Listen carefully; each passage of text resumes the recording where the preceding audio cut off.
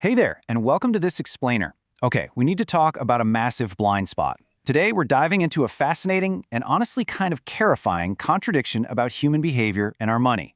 We're going to unpack the deep psychological traps that are quietly, silently draining your future. Look at this bizarre paradox we all live in. Seriously, picture it.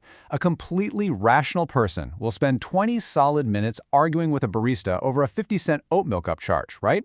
Or they'll threaten to totally cancel their gym membership because of a $3 hike. But that exact same person, they'll watch $42,000 evaporate from their retirement account to fees they didn't even know existed and just shrug. We are entirely conditioned to obsess over visible costs. Netflix hikes, Amazon Prime renewals. We feel those. But the actual danger? It's not what you can see. So let me ask you, are you obsessing over visible pennies while bleeding hundreds of thousands of dollars in the shadows? Because right now there are three massive wealth-destroying fees operating in the background of your life, just silently compounding against you. And no, they aren't taxes. You actually see taxes. These are so much worse, purely because they are entirely invisible.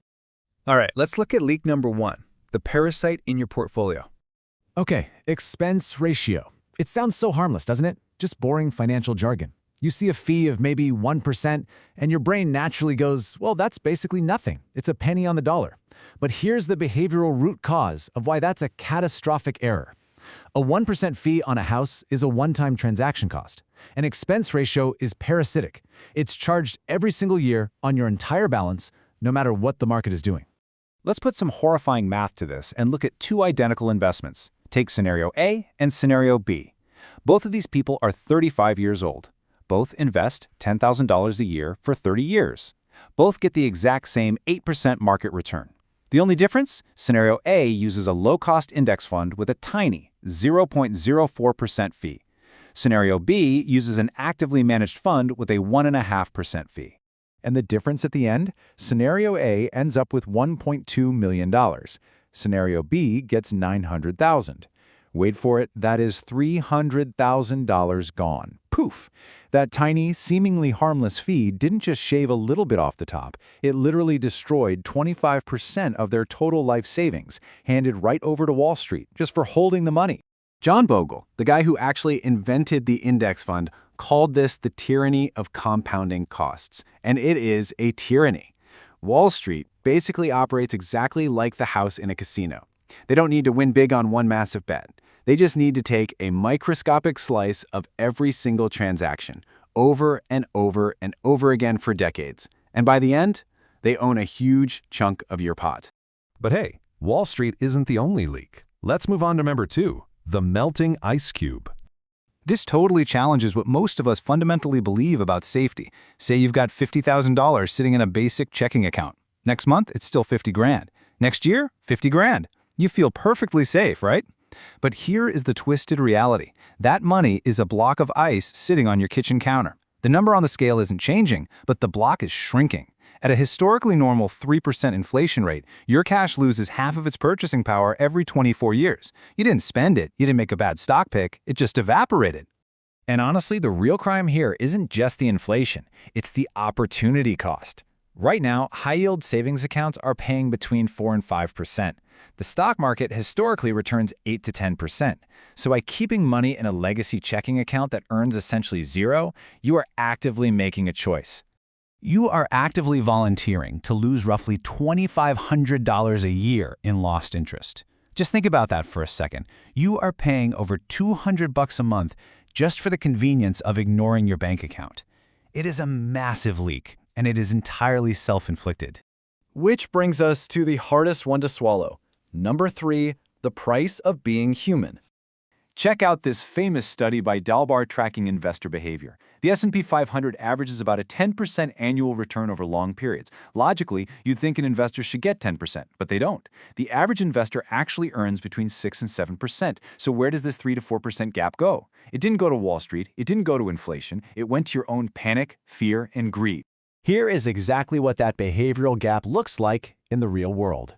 March 2020. The whole world shuts down. Your $200,000 portfolio plummets to $132,000. You are terrified. You're watching the news at 2 a.m., hands are shaking, and you hit sell all just to protect whatever is left. 4 months later, The market recovers to completely new highs. You just locked in a $78,000 loss simply for the privilege of feeling like you were doing something.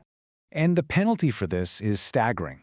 If you try to time the market over 20 years and you miss just the 10 best days because you were sitting in cash waiting for the perfect moment to buy back in, your returns fall off a cliff. Instead of turning 100 grand into 673,000, you end up with 321,000. That is a $352,000 penalty for trying to be clever instead of just sitting still. Now, the source material points out something absolutely crucial here. You aren't stupid for feeling this panic. Loss aversion is deeply hardwired in your psychology. The pain of losing $100 feels twice as intense as the pleasure of gaining it. Your fight or flight response was brilliantly built by evolution to help you escape tigers. It was absolutely not built to survive bear markets. Honestly, your deepest survival instincts are financially lethal. So let's summarize the collective damage of these silent leaks with a quick simulation. Two 25-year-olds, both investing $500 a month. Version A makes the classic human mistakes: high fees, hoarding cash, trying to time the market. They end up with $800,000. Version B just automates low fees and high-yield savings. They end up with $3.2 million, a $2.4 million difference, not from earning more, but literally just from stopping the leaks. So how do we fix this without needing to become, emotionless robots? Let's talk about the ultimate antidote. The source outlines this highly practical, immediate wealth audit you can do today. Step 1, check your retirement account. If the expense ratio is over 0.5%, move it to a low-cost index fund.